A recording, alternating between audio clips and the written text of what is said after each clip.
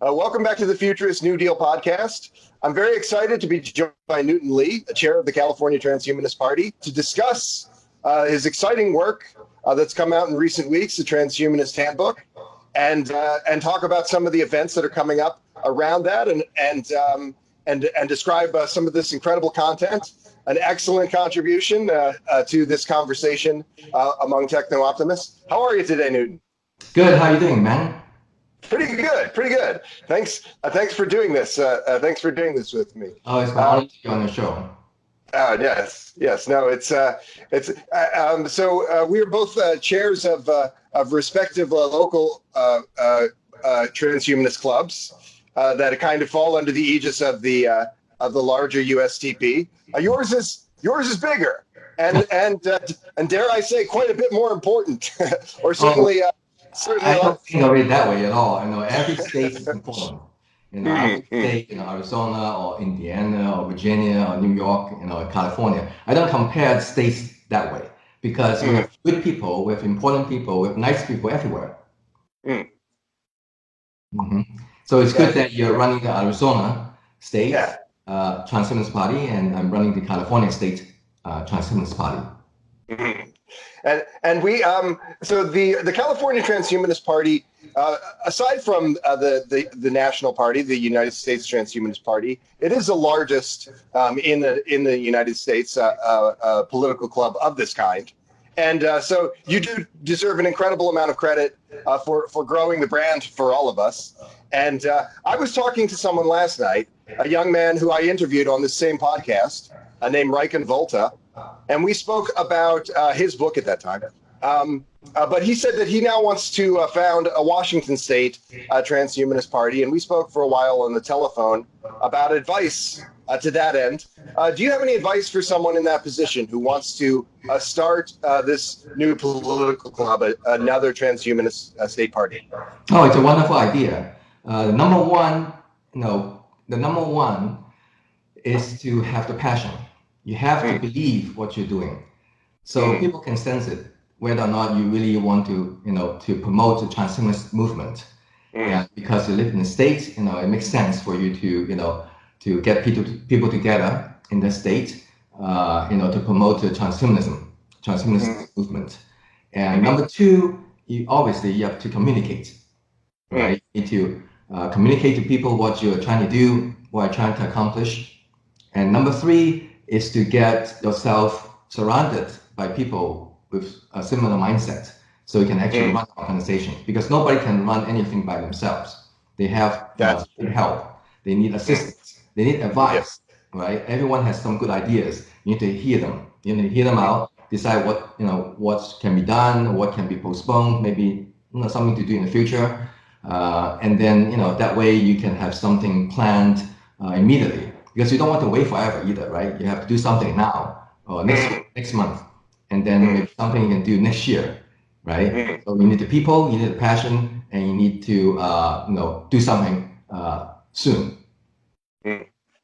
That was honestly a mistake that I made. I had a preliminary meeting for the founding of this party at the end of 2017, and what I really should have been doing is immediately at that time. Reaching out to party bosses, reaching out to Gennady, and getting a few names and getting more people. Instead, that process was delayed by a few months, and I regret that in hindsight. So that would be my advice to Riken as well: is to start reaching out to people and just talk to people in other organizations and see who they recommend in Seattle who would want to participate in those clubs. Exactly. I know a lot of people in Seattle too, and I'm happy to help anytime. And don't worry about making mistakes. Everybody makes mistakes. We learn every day, and we learn by meeting new people, and it's going to be exciting. It is exciting. It's something worthwhile to do. Yes, it is definitely worthwhile to do. Everything that we are doing is to the end of advancing techno progress, and in my view, advancing life extension, I think, is the thing that brings us together the most. Some people tend to disagree to some degree on this, but everything that we're doing, I think, ultimately is improving people's quality of life Don't hesitate. Would be my advice to him as well. Like you have said, seize the day. Right. So the Transhumanist Handbook, it's an incredible book, and it's available on Amazon in Kindle form and also in hardcover form. And everyone who hasn't read this book needs to pick it up. It's required reading for techno optimists, and also you can. Yes, there it is. Very nice. So it's quite a big book, I must say. 863 pages. Yes, and quite a few contributors to this work. More than 6. And yes. Sometimes in the debates, in the official Transhumanist Party debates that we've had, the subject of secularism has come up. I've felt that it's the most important thing is to approach all of these communities. I've interviewed our mutual friend Micah Redding on the podcast, and Lincoln Cannon, another religious syncretist, another transhumanist of this kind. And I'd like to be doing more of these. There are some religious folks have made contributions to your book. Tell us about some of these collaborators of yours. Of course. So essentially, Transhumanism Handbook is a handbook, meaning that it covers a lot of things. I want to give everybody a big picture, the whole picture, because if you look at transhumanism or even some of the transhumanists, they are very focused on certain things, which is good. They're good at what they're doing, but that doesn't tell the whole story. The whole story is much more than that. It involves not just artificial intelligence, not just longevity research, but it also has to do with philosophy, economics, religion, and art and music, everything that's included. So that's why the handbook is so big, because I seek out good writers and good thinkers, people who are in the field of transhumanism, who are actively doing some research or education, things like that. And therefore, I try to give people an overview that's both breadth and depth. So it goes deep, but also cover a lot of topics. And myself, I am a Christian transhumanist, meaning that Christianity is my religion. But of course, I also respect other faith, other religions. So even though the book is heavy in Christianity point of view, but I have a chapter that talks about religion in India. Obviously, they're not Christians, the ancient India, but they have a lot of interesting transhumanist thoughts in Indian religions. Yes. So ideally, I want to have a second edition in the future that will talk about religion from other countries. That how they can how they look at transhumanism. That's in the next edition. Now, in this edition, first edition, of course, it's also very heavy on artificial intelligence, medical research, longevity, and things like that. So I'm happy that a lot of contributing authors, included in this first volume, and I really appreciate their input. It's very important to have everybody's input. Now, at the same time, no two people have exactly the same ideas. So sometimes, when you talk about a certain aspect of transhumanism, you have one person saying something this way and the other person saying something a different way. But it's good because we need to be open-minded. We need to look at everything from different angles and decide which is closer to your heart. Right, like I said before, you have to have the passion and drive to do something. Okay, this movement is not stale; it's very dynamic. It can go in any direction, really. But we try to make it so that the transhumanist movement is going to the right direction to advance, human civilization, to actually help everybody in the world with equality, with equal access to education. Right, equal basically equal rights, equal human rights. So human rights campaign is also, very, very important for us. And of course, we have, the equality of women, men, and transgenders. We all should be equal. You cannot say that one person is better than the other. You cannot say that one race is better than the other. Okay, so we believe that, science and technology should help everybody, not just people who are, wealthy, right? But also people who are, disadvantaged. We should also be able to help them. So education should be, available to everybody who wants to learn. If you want to be a musician, if you want to, if Beethoven is a hero, you want to be a musician, I mean, why can't you pursue it? Well, there's a lot of issues, right? You may have to work 3 jobs in order to make enough money to pay rent. So then you really don't have time to become a musician, right? You see all these things happening here. So we want to have a society where automation can do all the job, not all the job, but most of the jobs for us.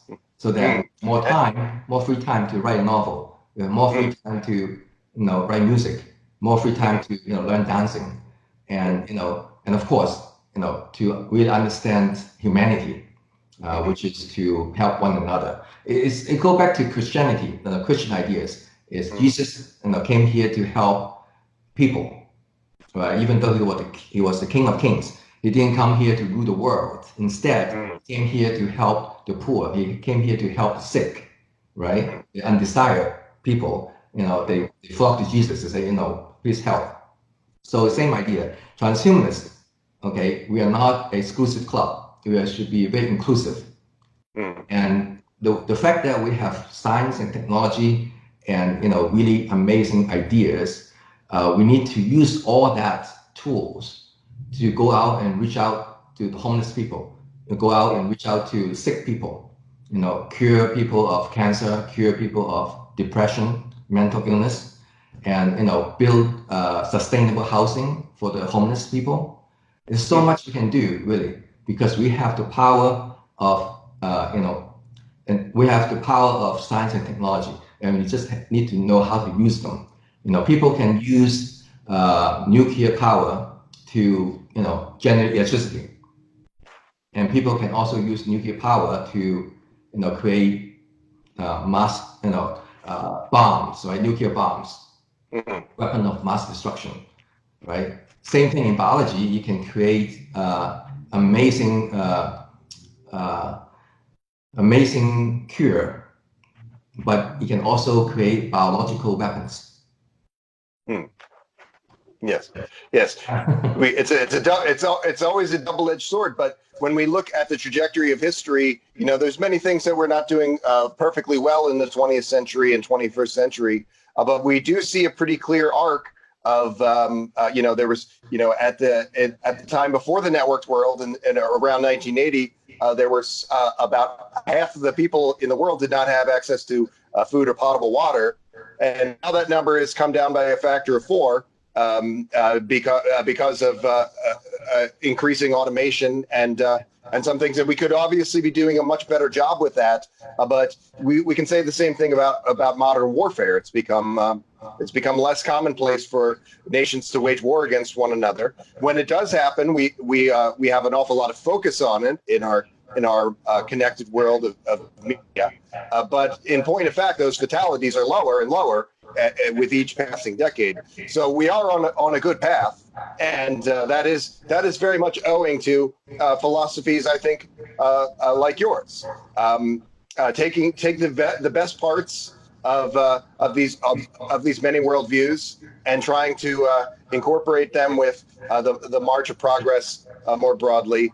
This is an incredible sort of thing to do.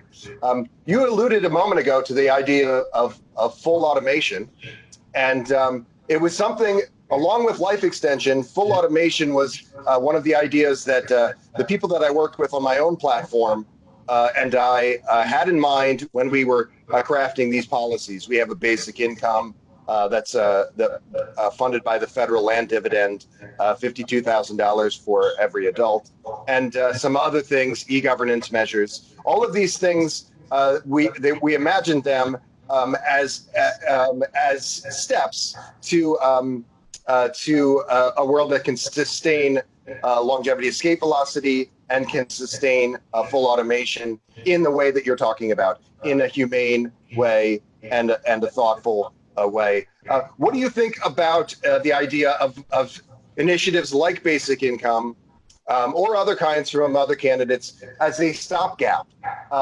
When do you think full automation or a more fully realized post-industrial society is coming for us? Good point. First, I want to go back to earlier what you're saying. You have making a very interesting observation that you're talking about modern warfare, right? They cause less casualty than the past. That's more cyber wars today. Yeah. Right. So like in the old days, they will be fighting with horses and oh boy, that's awful, really awful, right?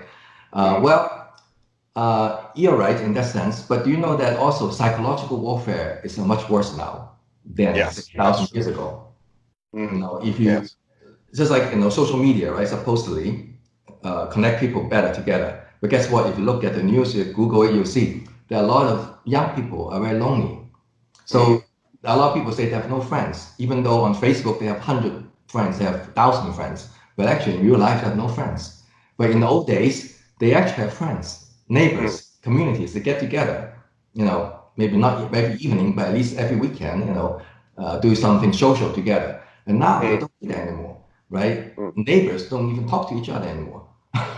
Okay, so people are getting more isolated, and of course, with all the fake news, with all the special interest groups, and all kinds of things, people are getting a distorted vision of the world, both locally and also nationwide and international, obviously, especially international, because a lot of people don't even travel to Paris, they don't travel to Israel, they don't travel to Hong Kong, they don't know, right? All they know is what people told them. So in a sense, people are more stressed out today, and there are more depression happening today. If you look at the reason that the life expectancy in the U.S. has dropped It's dropped a little bit. Yes, the reason in a recent decade. The main reason is because of suicide, especially among teenagers. Okay, so what is it telling us? We are not really doing much better now compared to 1,000 years ago. That's why my book says, modern humanity, in 5,000 years of recorded history, we are going through growing pains, right? We are trying to evolve, we're trying to improve ourselves, but we keep running into issues, and we invented something, but then it gave us new issues. We invented Facebook, but people are getting more lonely. Okay, social media, people are getting more disconnected from the real world. Right? Virtual reality is great, VR and AR, they're a good education tool. But at the same time, people don't go out and socialize with people anymore because of AR and VR. You see, all these things happening here. So now, okay, so that's that. And now, go back to your. Sometimes I do wonder. Oh no, please go ahead. No, go ahead. Yeah, it's like a conversation. It's like talking with a good friend. So yeah, go ahead. Sometimes I do wonder about this. There's a concern that people being connected to their devices is contributing to this factor, and I do believe that's true. But sometimes I tend to wonder if it's not an interface concern. You mentioned augmented reality or voice digital assistants with more robust voice recognition capacities. These kinds of things, they're more naturalistic to the way the human mind is wired. The augmented reality and the speaking, as opposed to the typing and the touching. So I do wonder if it's a short-term concern. The idea, many parents, they won't allow their children, they don't want their young children to have in their formative years a touch screen device. They don't want them to become that have those addiction cycles with that. They don't want them to contribute to some unhappiness, which does contribute. But I wonder if we're moving into a world where those happiness outcomes are better because the interfaces have improved to a higher degree. Well, like you mentioned before, technology, can be used for the good or for the bad, right? So in the old days, I mean, like bullies happen in school all the time, even in the old days. But when you came home, nobody can bully you. But now they can't, right? Remember the cyberbullying?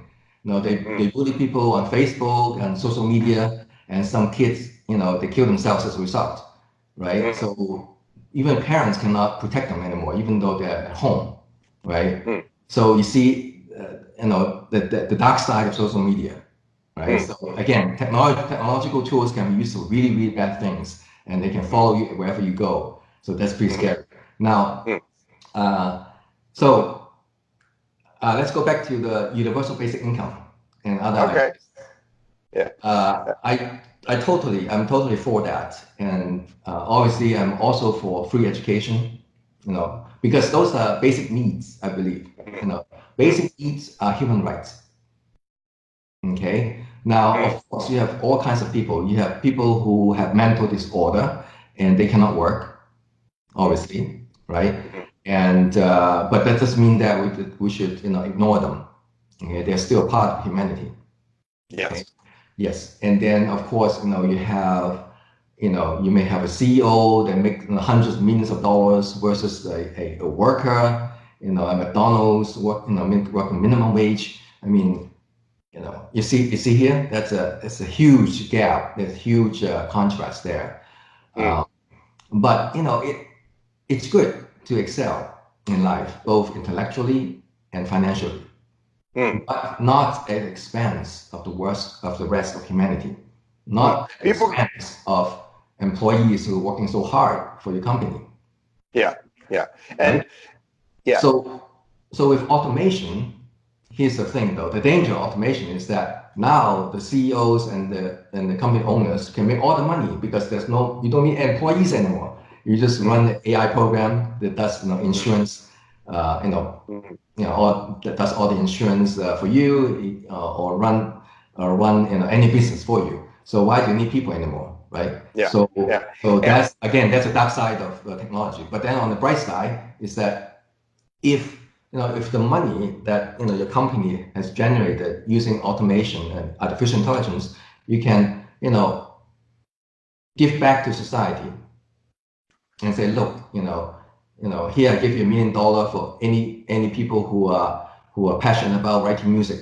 Go ahead and become a great musician, become a Beethoven, become Lady Gaga, whatever you want to be, right? Because you know why? Even the CEO, even the rich people, they still enjoy music, right? They still enjoy food, eating. So all this basic stuff, again, it go back to who is going to provide food for you, who is going to write music for you, who is going to write a novel that you can enjoy reading, right? So you really need to support the humanity as a whole, not just a selected class of people, in a closed circle, because that really doesn't, it's not going to work.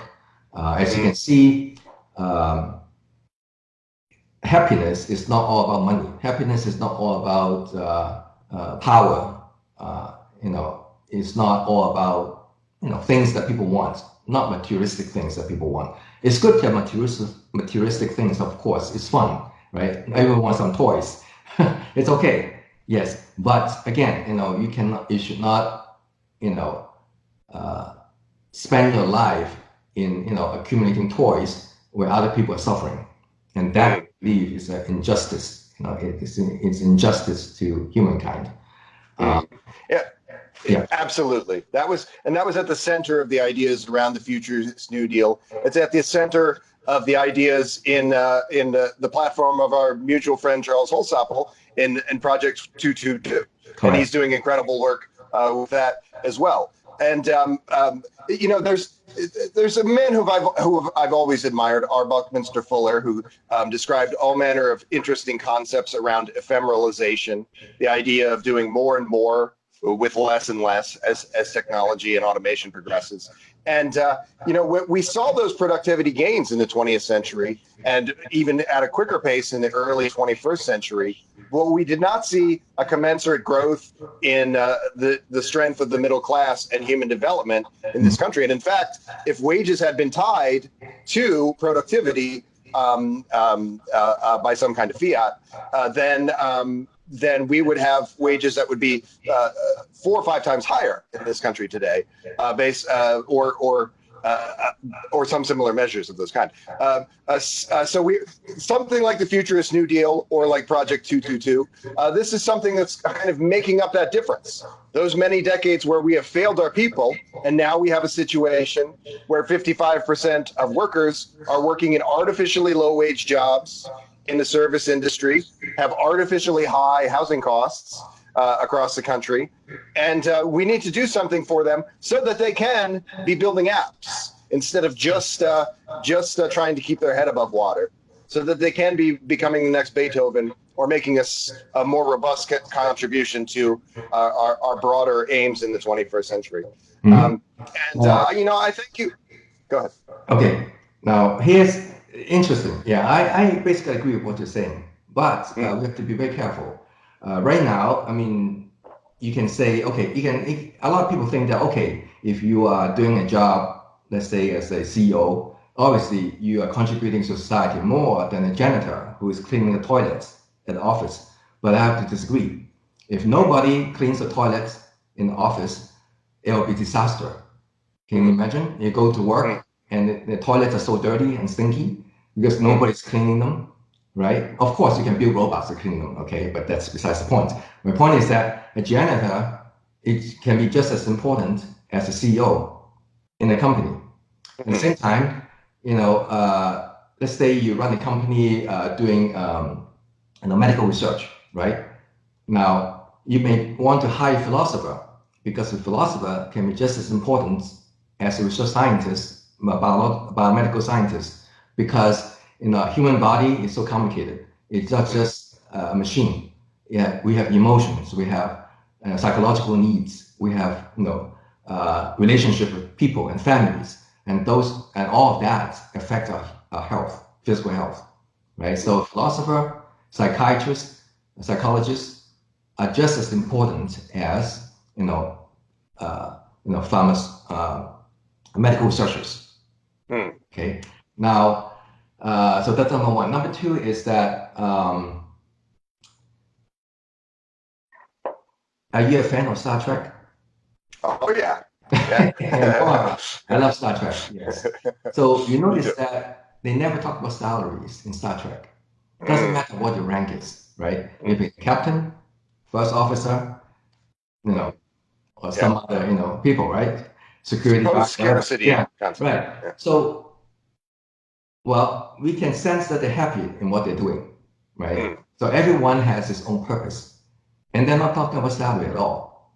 Okay? So ideally, in a perfect utopia, we don't even have middle class, upper class, lower class. We don't have that kind of system because people's purpose at work is not determined by, or it's not reflected by the amount of salary they're earning.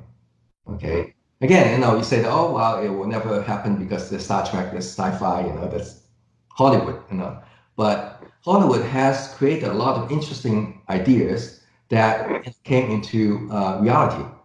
Right. The first movie about going to the moon was actually a French movie, not Hollywood. It's actually French. Lumiere, yeah. And guess what? People, we went to the moon. We landed on the moon. So, it's happened a lot. This parallel. Yeah. So anything that Hollywood dreams of, it can happen. Yes. And how do we get to that stage? It's the biggest question, really. So the transhumanist movement is one way to get to that utopia. How do we go towards that? Well, universal basic income is one way.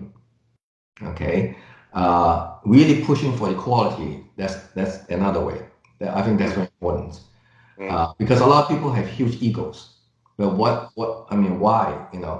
I always go back to Jesus and Christianity. True Christians never have huge egos.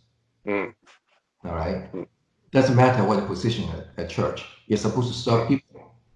So a democratic society, the government in a society, supposedly you're serving the people. Why are you having a big ego? You shouldn't. You're the servant. Doesn't matter if you're the president of the United States or you just work at, somebody DMV, right? A DMV worker and the president of the United States, they are all here to serve people, to make our lives better. So I think it's important to really dive into the psychological, the human emotion, the very basic humanity, really, that even doesn't have to do with science and technology. It has to do with who we are, why are we here in this universe, why are we living on Earth, and what's the purpose of life. So that's why in one of the chapters I wrote about, in search of longevity, super longevity, and the meaning of life. So they go hand in hand. Longevity, meaning of life. If you have super longevity, you have a lot of time to live in this world to do what you're supposed to do. If not serving many Greeks do, then what are you doing with all the time? Are you wasting your time? Are you, hurting people instead of helping people? Right? So all these are really important questions to think about. Especially, we have much more power today than before.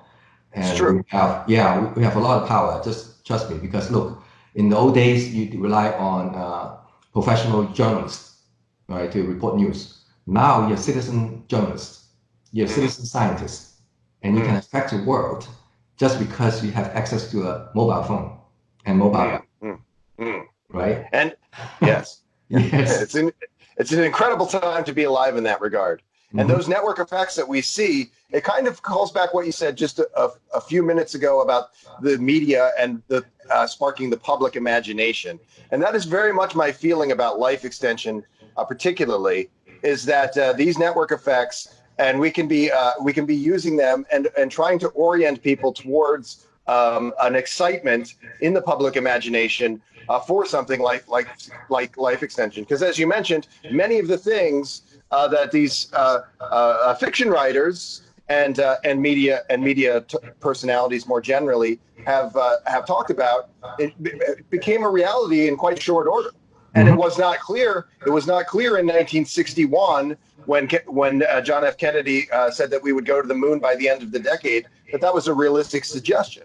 It proved to be so. And I think that we could say the same thing about a longevity escape velocity, that if we encourage people to look at the SENS type approach and talk to their friends about these interventions as much as they can, and get excited about this prospect that we might be just a few short years away from such a sea change as well. And I'm happy that you brought up JFK, President John Kennedy. He was a true leader. He was an amazing leader. Now, if you look at that just for a moment, look at it, and you realize that why did we go to the moon after all? There's no gold on the moon. There's no diamond, not that we know of anyway, right? So it doesn't really add to the bottom line of the American economy. Well, although we create new jobs, with NASA and so on, but still, that's not the idea. The idea is to challenge ourselves to accomplish something that never been done before. It's like Star Trek, right? Do something that nobody has ever done before. And it's difficult. Not an easy task. It's difficult, but it's doable. At least we can imagine it, and then we can do it. Now, there's no guarantee it will succeed, right? Absolutely no guarantee. In fact, they were prepared. Nixon prepared 2 speeches. One is when something bad happened during the landing, Apollo 11. And one is when good things happened, he succeeded. Fortunately, he succeeded, okay? But he did prepare 2 speeches, by the way, okay?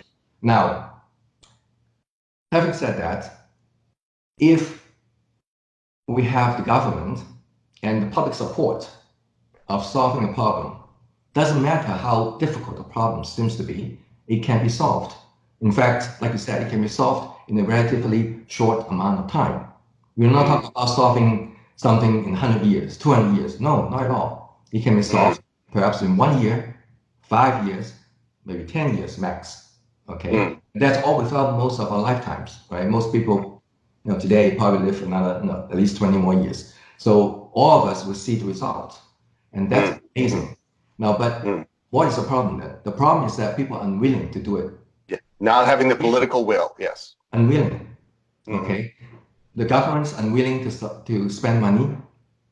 The government is unwilling to promote the ideas, and the general public is unwilling to support an idea, and general public is just not interested.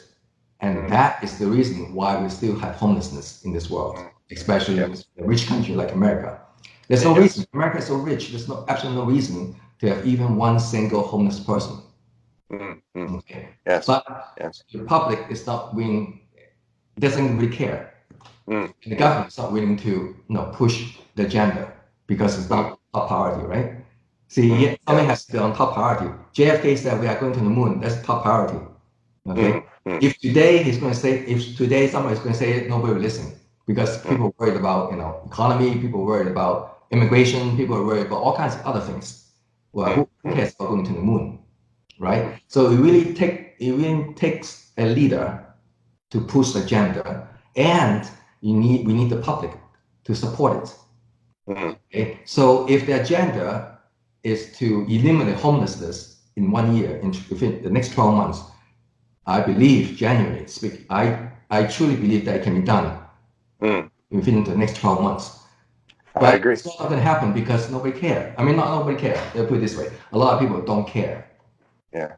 Okay. And a lot of people are not willing to, pay more tax in order to solve the homelessness issue, right? They prefer to spend money going to the movies.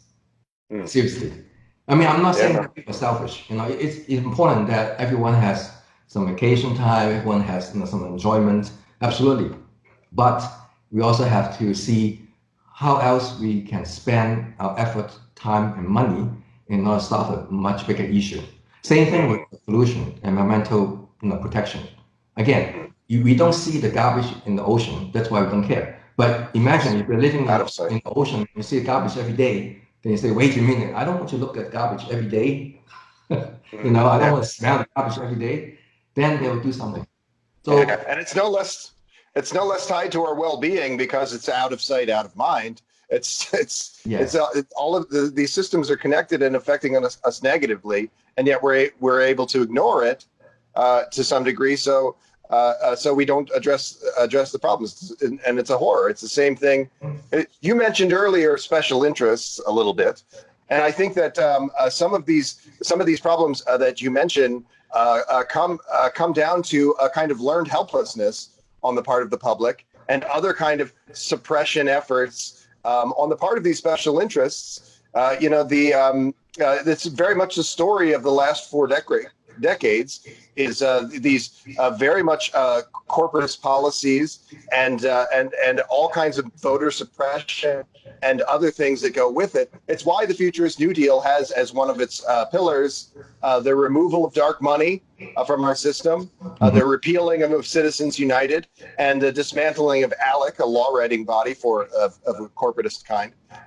Because a lot of the things, this is the thing that is getting in the way of really developing that political will to improving our society. Because on a lot of these issues, 80% of people support them, but they have no recourse because their actual votes have been nullified. Their actual participation in these processes have been nullified, and we have to find a way to speak out against that. And find a way to alter this very, very harmful trend. That has hurt our middle class tremendously. Like we were saying, we have to play catch up to try and see that we don't see technologies that could improve our society falling by the wayside, becoming orphan technologies, because we don't have a civil society that's ordered enough or advanced enough to accept these gifts. We might be soft pedaling life extension because the technology is there, but the larger society isn't prepared to implement it. And that's heartbreaking. That represents hundreds of thousands or millions of people that would die unnecessarily. Yes. So well, the two things I'm thinking about, one thing is the super longevity thing, and the other one is, well, there's so much we can talk about, but so let's start with super longevity. Now, the longer we live on Earth, okay, the more we have to care about, and that's a good thing, right? Yes, and that's really good. Actually, that's the fundamental philosophy of longevity, or advantage of longevity. Because, for example, you're running a company, and you say, okay, I can only see 20 years in the future, so you try to maximize your profits in the next 20 years. But that may be bad, after 20 years, right? But you don't care because that's all you care about in 20 years. But if you have to run a company for the next 2,000 years, then wait a minute, you're not going to maximize your profit for 20 years and then, ruin the company after that. No, you're going to take care of your company for the next 2,000 years. So same thing here. If everybody on Earth is going to live 1,000 years instead of 100 years, then we have to talk about, pollution. We have to take care of that. We have to protect the Earth, the nature, environment, because we don't want to be not able to breathe the air or drink the water, after 100 years or 200 years, right? We need to make sure that the water is clean enough to drink, make sure the air is clean enough to breathe, right? So people will have a really long-term mindset. Short-term gain, you go for long-term. You take care of yourself, your children, your grandchildren, your grandchildren at the same time, because we are living a long time, right? So, which is a beautiful thing. I think people will become actually less selfish because they have to take care of long-term, environments, long-term, relationship. For example, if you and I only, make friends for one day, then we really don't care what we do to each other, right? Because tomorrow, we are not friends anymore. But if we have to be friends for the next 100 years, we better, know each other better, go to dinner, and right? Why not? Because we need to live in a peaceful world. That's another thing, peace, right? You want a peaceful world so that you can enjoy longevity. Because longevity is not going to work if countries start to fight against each other. It's not going to work if terrorists are creating biological weapons to kill, whoever, right? So that won't be good. And at the same time, there's a lot of gun violence and all these senseless shootings that has to do with mental health mostly. Okay, not so much as terrorism. It's more like a mental health issue. So we have to address the mental health as well. That's part of longevity. Physical health, mental health, and of course spiritual health. Spiritual health are the ones that we need to think about God. We need to think about Jesus. Or if you are in other religion, you need to think about other type of supernatural things. Okay. Now, a lot of scientists would say that supernatural things are stupid, but actually it's not. There are many things in this world we cannot explain using science and technology. Now, that's because science and technology are still limited. All right. But once we, learn more about supernatural things and science and technology, you'll come to believe that, oh wow, there's some kind of relationship, some kind of explanations. Because if you think about it, Jesus raised the dead, right? And he resurrects himself. Now, how can it be possible? Well, I don't know how it can be possible, right? But it can be done, all right? So one day, transhumanism, science and technology can explain how people can be raised from the dead and be alive again. Right. It's a subject. So creationism and evolution actually go hand in hand, because if you think about Big Bang or something, theories of the creation of the universe, right? You will see that a lot of confusion, a lot of things happening in the universe that cannot be explained. And one of the things is that about matter and antimatter, right? If you have symmetry, that means the matter and antimatter should exist at the same time. But if you look at our universe, it's all matters. There's no antimatters. So how to explain that, right? So there are all kinds of things that science cannot explain at this moment, but they will be able to. And the fact that I like being a scientist because scientists want to explain things, and we need to be open-minded, look at both religion, look at both science and technology, and come to a conclusion that there are a lot of things we don't understand because our brain are limited. And one of the reasons we create artificial general intelligence is to help us understand things. Okay, so one of the fear of AGI is that we can no longer understand the algorithm that's running black box computer. Yes. Right? But is it scary? Maybe a little bit. But on the other hand, I think it's going to augment our human intelligence. It's going to give us much more power, to do a lot of things. Like even now, how do we, resolve the issue of global warming, right? I think AGI, artificial general intelligence, can help us. Okay.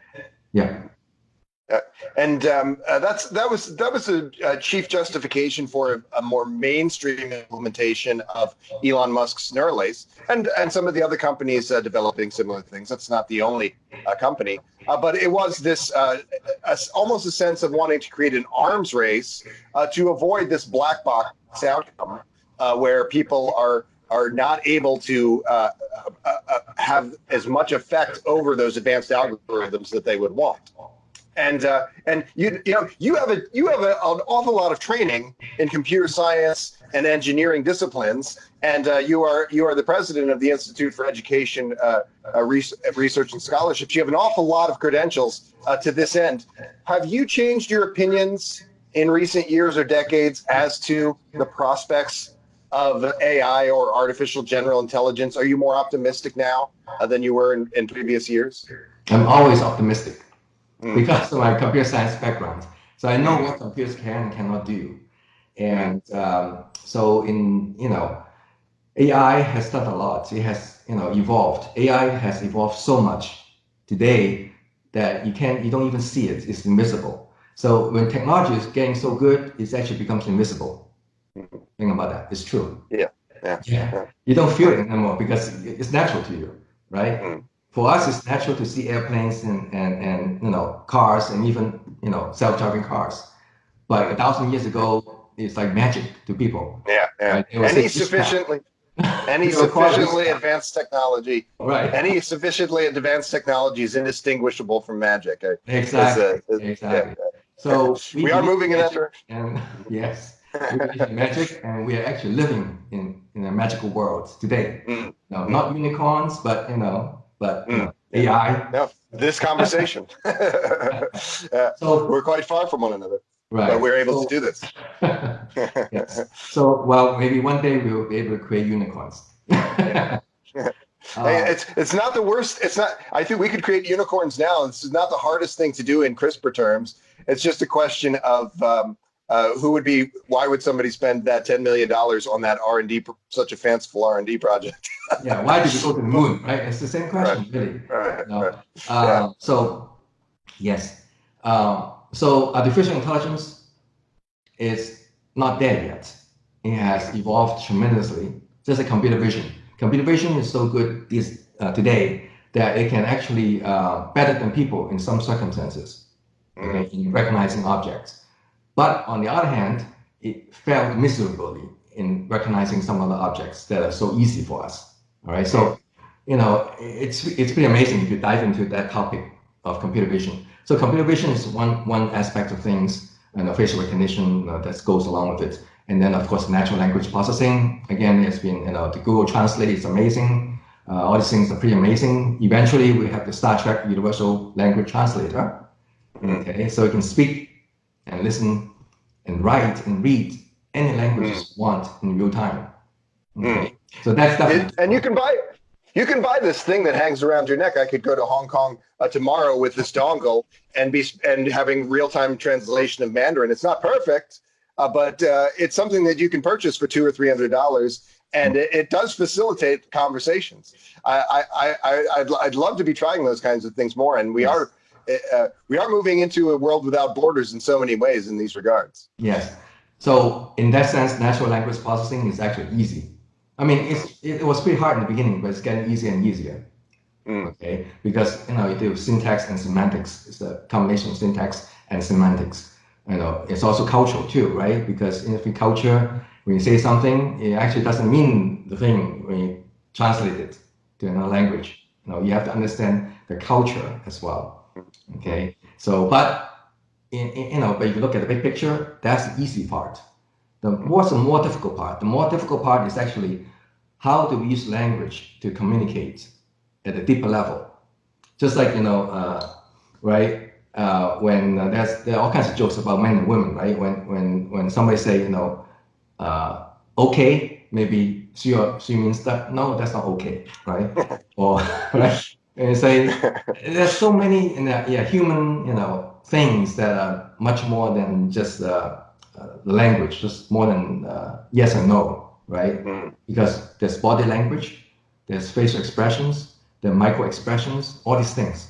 So AI is going to capture those as well. So it's already quite good. It's going to combine natural language processing with micro expressions, with body language, to create a more powerful understanding of human communications.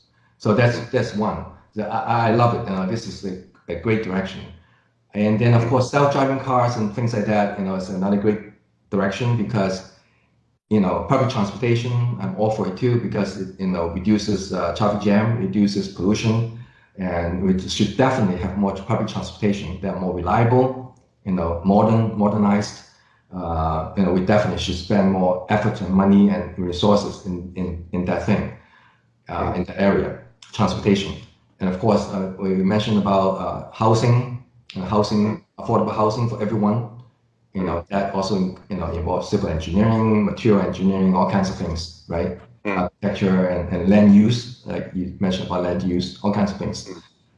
Then, so going back to AGI, artificial general intelligence, there are scientists that are hoping to create AI to be exactly like a human being, and as you know, understanding a human brain is a very hard thing to do.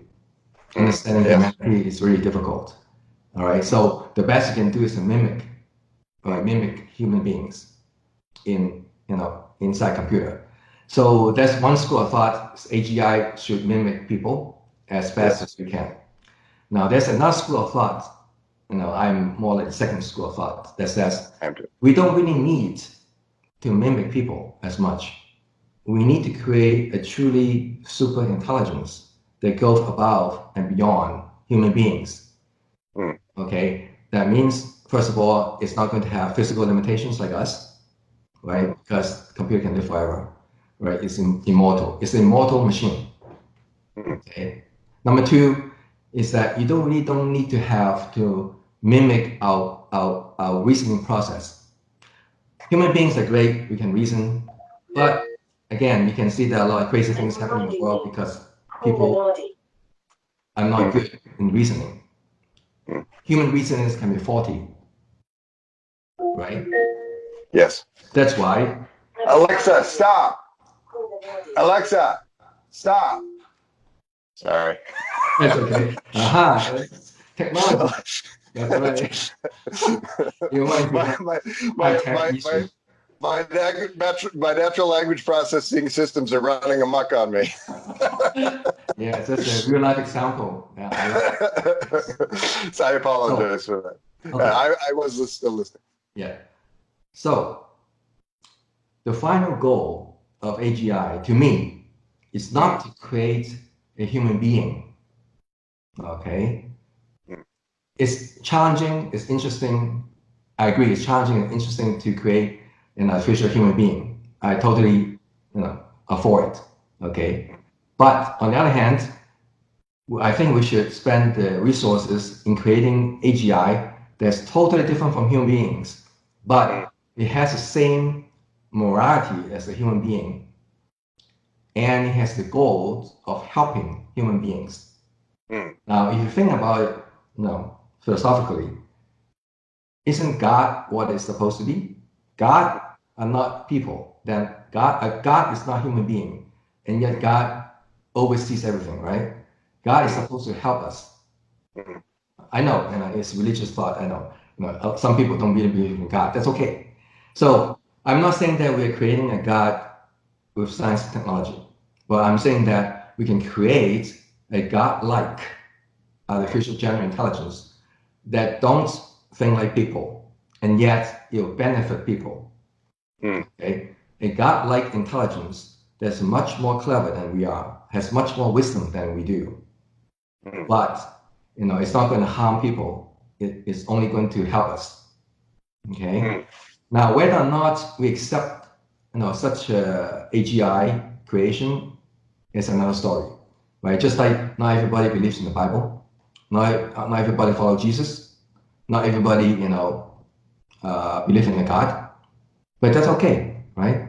So when AGI gets to the point where it can say, "Look, I have a solution for world peace."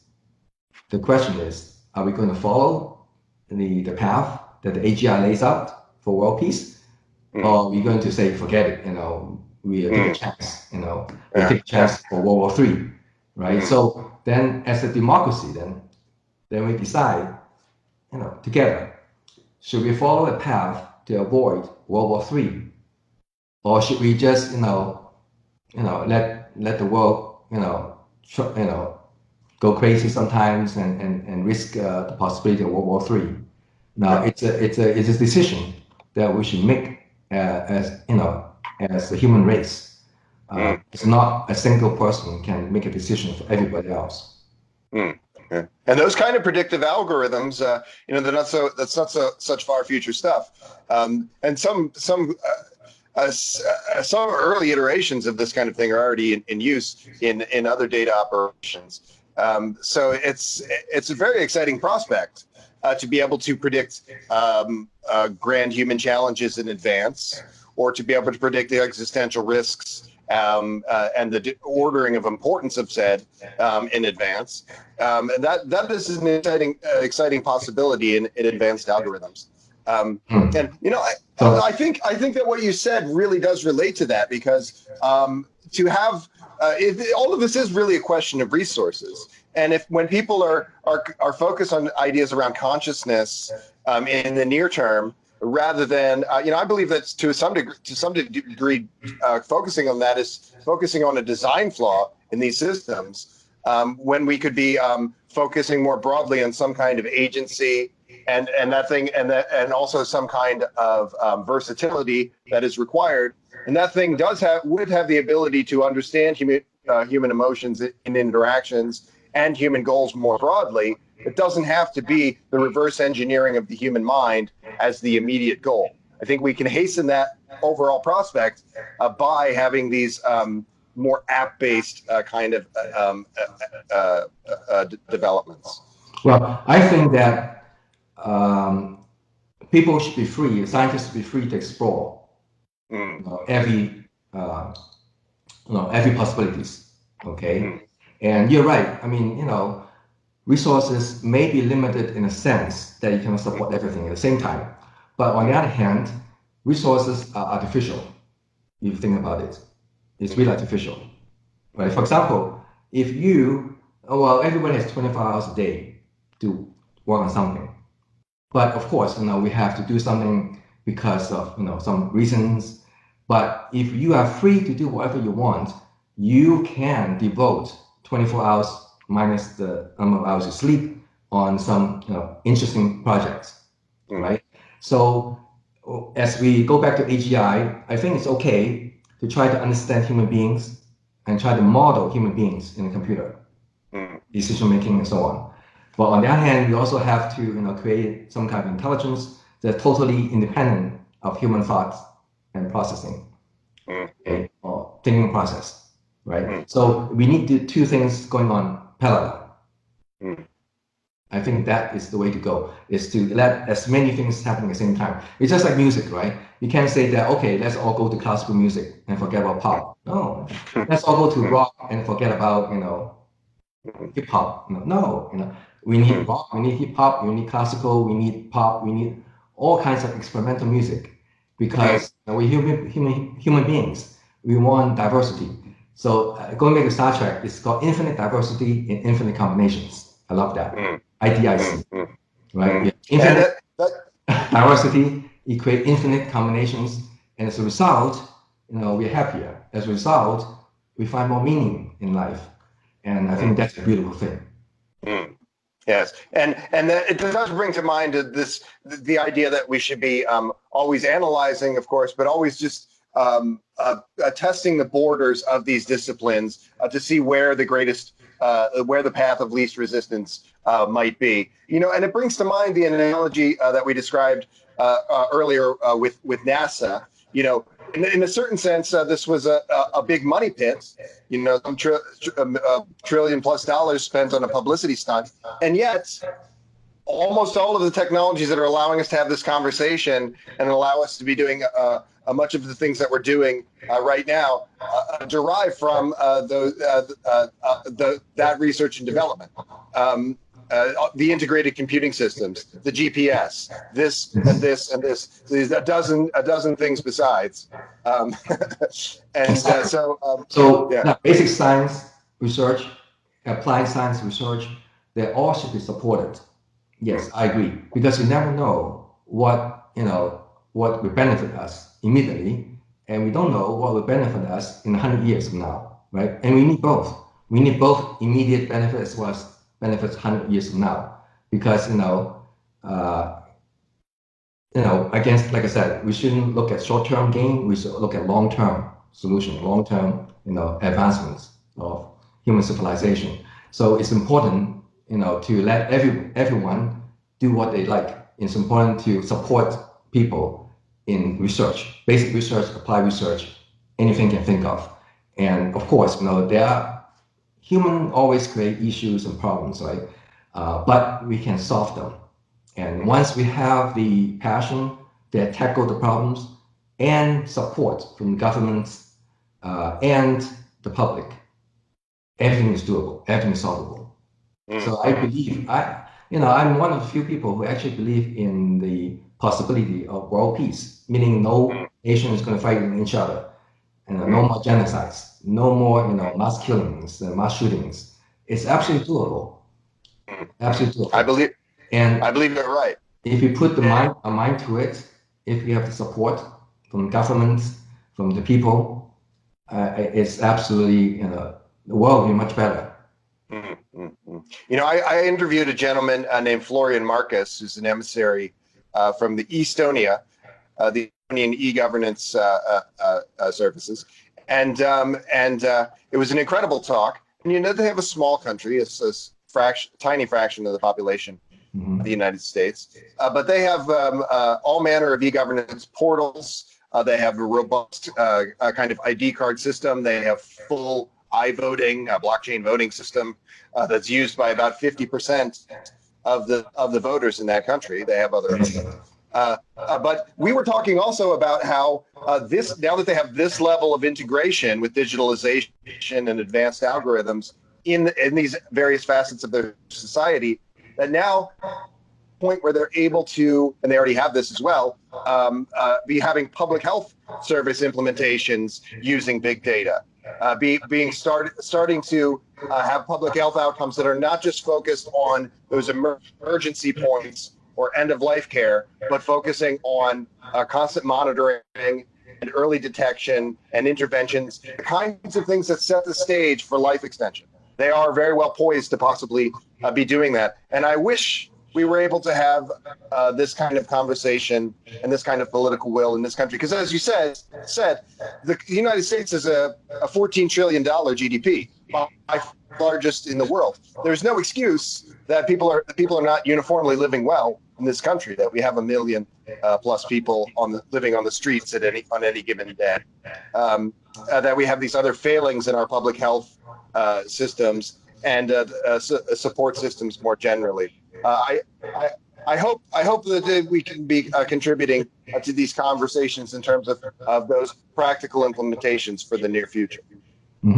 I agree. So big data analytics, big data analysis is very, very, very useful. I agree with you. The more data you have, the more information you get, and you can see the whole picture, right? And you can analyze what's happening in the world, what's happening in the community, and you also can do simulation, right, with the use of computer science. So simulation and say if you adjust some parameters, what's going to happen to the data set, right? So big data Very useful. helpful.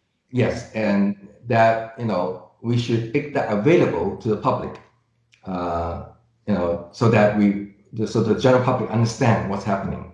Looking at all the big data, all the data sets, and all the analysis, which is great. Now, but that's not the end of the story. There's another part of the story, which is that what about the tiny little minority numbers or people, right? Because it's like democracy, right? Let's say you have 100 people. There's one person that is totally different from the rest 99 of the people. Sure, you have policy set, you have everything set for the 99 out of 100 people. What happened to that one person? Are we ignoring him or her? We shouldn't, right? So we have to be very careful too in a democracy. We have to be very careful too in big data analysis. We should not ignore the 1% of the people or situations or whatever you think of, right? And it's a difficult topic really because a lot of times certain types of people are ignored by society, right? Or even their families. Now, why? Because maybe we don't have a good support system. Maybe we don't have the foresights to use science and technology to help them. Okay. Now that's why I believe AGI is more powerful, because AGI, once we set the goal of helping everyone in the world, no one will get ignored. No one will get ignored. Yes. Okay? It Sure. allows. We're not going to put 99% of the resources to helping the 1%. All right. That's not what I'm saying. It's talking about. Because we need to help as many people as possible. But at the same time, we need to make sure that we don't ignore the small number of people or circumstances or whatever that that humanity is supposed to help, not ignore. And it brings to mind things that as I was studying as a young person seemed to be more speculative. Now these things are becoming more realistic prospects. I interviewed a guy named Max Kay from Australia, who's the founder of the Flux Party, a few weeks back, and he's a digital democracy advocate, a blockchain voting advocate, and also his organization is post-partisan. They want to superimpose these technological implementations over the political system. Rather than creating their own political worldview. And but these kind of things, the idea of blockchain voting, the idea of connections internationally that would allow for new political entities in the future, these were not realistic prospects when I was a young person. These were Star Trek ideas, and they're becoming real. They're becoming real ideas. It's a very exciting sort of thing. Our Ben Goertzel in Hong Kong, working with OpenCog, sometimes talks about this kind of stuff, about the prospects, exciting prospects for greater network effects and connectivities, how that affects governance, and how that affects emerging culture and institutions. It's very wonderful, and it's something that scares people. Anti-transhumanists, they hear us saying this, and they don't like it. I see. What do you say to those people? Well, e-government is happening, right? Especially because of social media and mobile apps, that the public is getting more data that were not available to them before. Now, governments are becoming more transparent, right? Even big corporations like Facebook and Google, they try to be more transparent and say, look, we're not trying to do this behind your back. Sometimes they make mistakes, of course, but they want to show people that, okay, they've collected this kind of data, that's how they're using it, and so on and so forth. So people already have more access to data that are useful in the decision making. They're useful in whether or not they want to support a candidate or versus another person. So it's happening again. I believe that people are actually accepting it. Okay, that's not scary at all. But the scary part is that the unknown. Unknown is scary to a lot of people. What doesn't matter is related to politics. What doesn't matter is related to government. It can be anything. It can be aliens coming on Earth, right? It can be scary. We don't know them. Are they friendly? Are they not friendly? You know, are they going to eat us like we eat animals? We don't know that, right? So, but that's okay.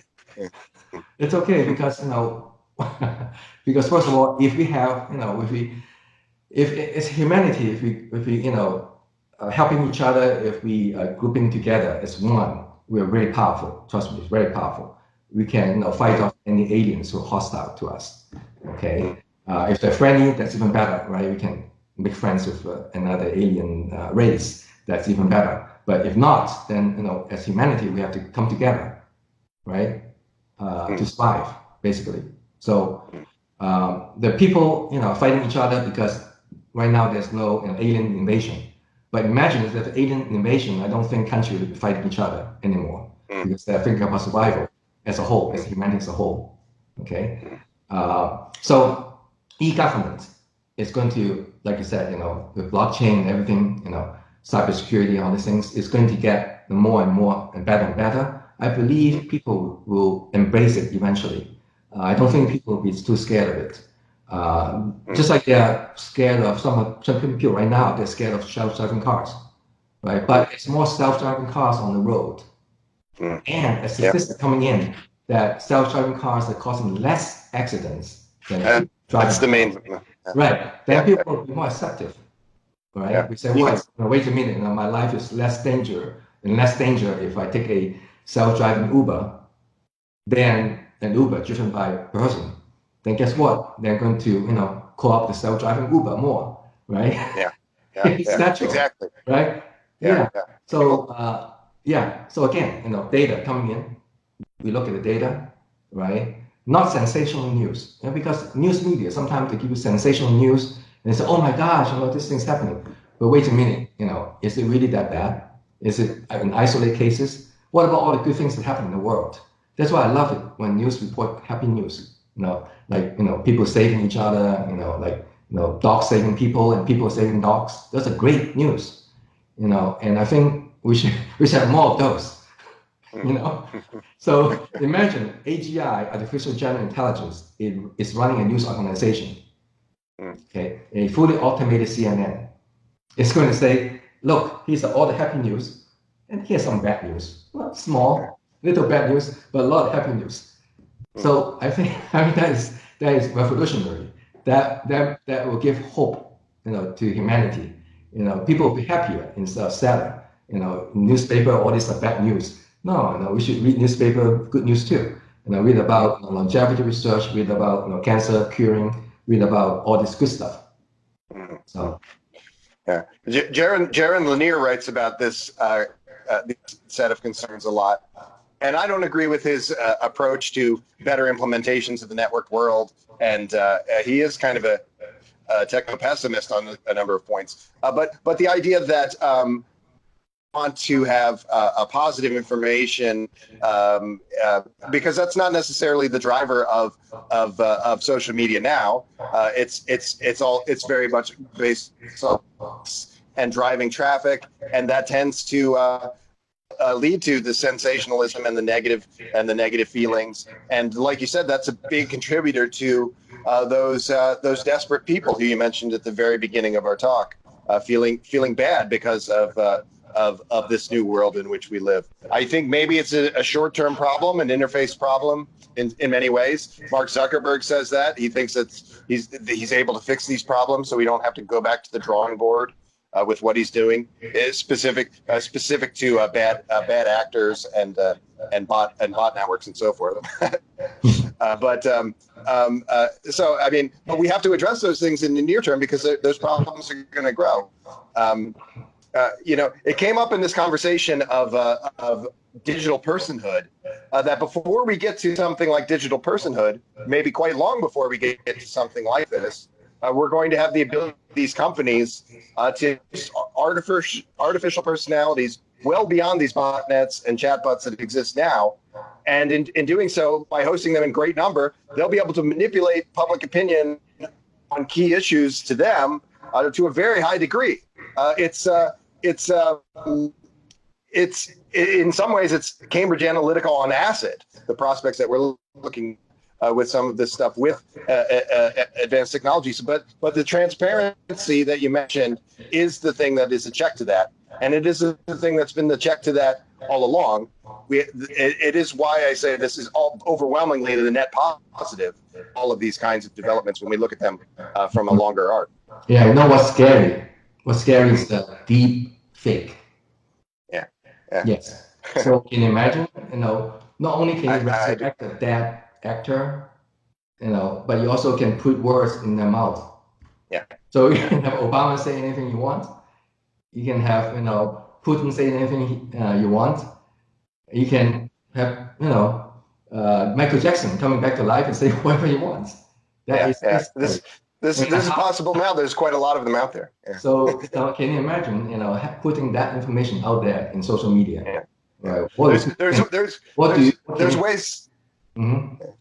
There's ways to detect this. It's funny you mentioned this because I just made a deep fake documentary. It's a meditation on mind uploading and ultimately digital immortality, but it involves getting closure in the death of a lost loved one by recreating an experience with them. Mm-hmm. And I'm not sure how people would respond to it. I have a rough cut of it. I just showed it to one friend. I'm going to show it to some more people. But it's a documentary short that I made, and then it also incorporates conversations of this kind in the middle, aside from the beginning. Well, I love to see it. Yeah, like I said, technology can be used for the good, right? You can have a teacher, a renowned philosopher, Confucius, coming back and say things, teaching people. It's lovely, right? It's like in Star Trek, you have the holodeck. That's it, holodeck. Right? You can actually have physical contact with artificial agents that look like people or animals, whatever, right? I mean, that's a good use because, they are there to train our mind. They're there to, encourage us, and so on. But if you use that to, promote, something false, then that's bad, right? But, you know what I mean? If if you create Mickey Mouse and turn Mickey Mouse into something evil, then it's bad, right? But if you create Mickey Mouse in holodeck and play with the kids, help the handicapped kids, feel better about themselves, that's good. So same technology, good use and bad use. So, yeah. And it's a thing with the deepfakes, particularly is people are always concerned that somebody's going to make Osama bin Laden and make him command people to do things and cause some bad things to happen. That's not actually realistic with the technology because you can't deepfake somebody with a big beard. It's really hard. Well, it will be doable, unfortunately. Yeah. Doable. Well, for a high end, for a high end. Next 1 to 2 years, yes. Yeah. But most of the people who are doing this, they're not doing it for the most high-minded of uses. It's a little bit salacious the way it's being used, but it's for entertainment purposes. The overwhelming majority of this. So it's one of those things that we hope that it doesn't go into a strange direction with certainly destabilizing organizations or nation states. Mm-hmm. There was a story of an audio deepfake that was used to defraud a bank. An email with this audio deepfake was sent to key members on this banking board, and as a result, it led to a large embezzlement using this audio deepfake. Somebody was commanded to give this money to through a certain channel, and it was completely false using an audio deepfake. So that technology is advanced as well. I've played with those audio deepfakes. They're pretty cool. I have a thing where I can listen to my weird voice saying. Right. Mm-hmm. Well, so your book again is an incredible resource for techno-optimists. People need to look at this book and look at some of the different chapters and contributions. Read it that way. I think. Look at the chapter that you're most interested. Read that. Are you okay with people reading this out of order? Oh, absolutely. Yes. Each chapter can be a standalone book. Trust me. Each chapter can expand into a 120-page book. So and some incredible insights into the ethics of techno-optimism, the economics of techno-optimism, these important ideas surrounding what we should be doing and what we can be doing with blockchain and e-governance and life extension. It's really encompassing a lot of these ideas that we've discussed and that we are passionate about. So I definitely encourage people. Also, if you're able, we'll include a link for this in the conversation as well. Attend this upcoming event in Burbank. I have this August 24th. Saturday, August 24th. Yes.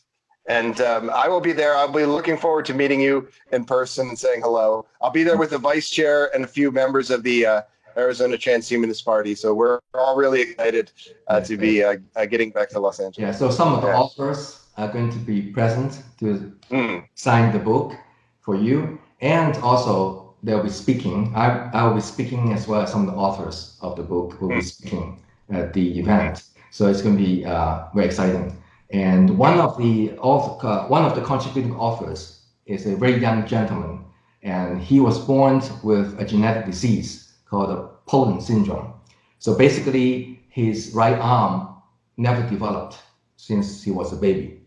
So he made himself an arm out of Lego pieces. Yeah, it's a very inspiring story. He's actually doing a documentary right now.